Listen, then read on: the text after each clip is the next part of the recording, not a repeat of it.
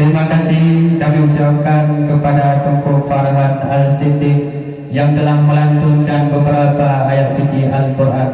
Mudah-mudahan acara kita pada malam ini diberkahi oleh Allah Subhanahu wa Ta'ala. Merupakan acara yang kedua, pembacaan selawat. Dengan ini akan disampaikan oleh Tunku Zaki Mubarak. Kepada Tunku Zaki Mubarak, tempat dan waktu kami persilahkan dengan segala hormat.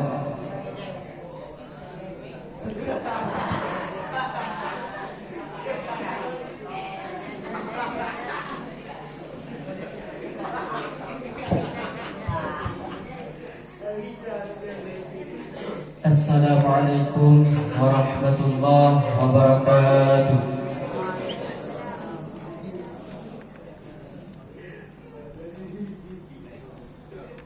Ya Nabi salam alaika, ya Rasul salam alaika, ya Habib salam alaika,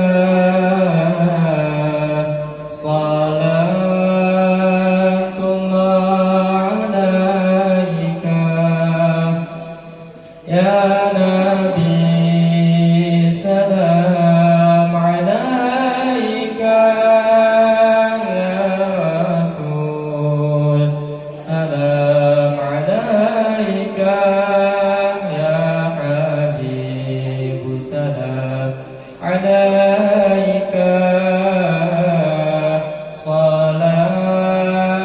salatullah alaika.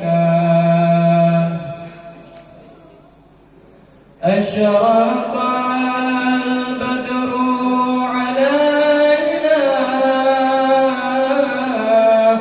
فاختفت منه البدور. أشرق البدر علينا فاختفت منه البدور.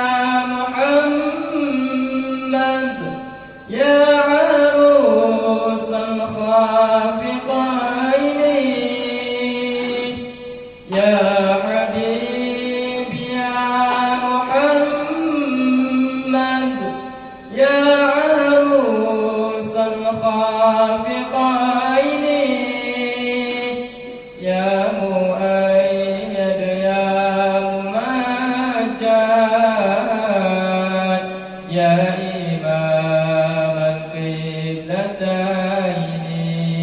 يا نبي سلام عليك يا رسول سلام عليك يا حبيب سلام عليك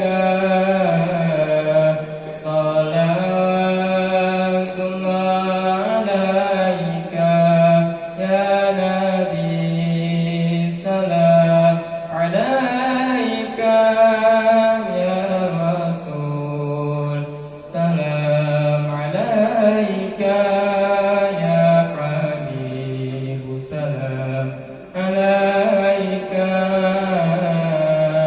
صلاة الله عليك. Mohon duduk kembali. Assalamualaikum warahmatullahi wabarakatuh.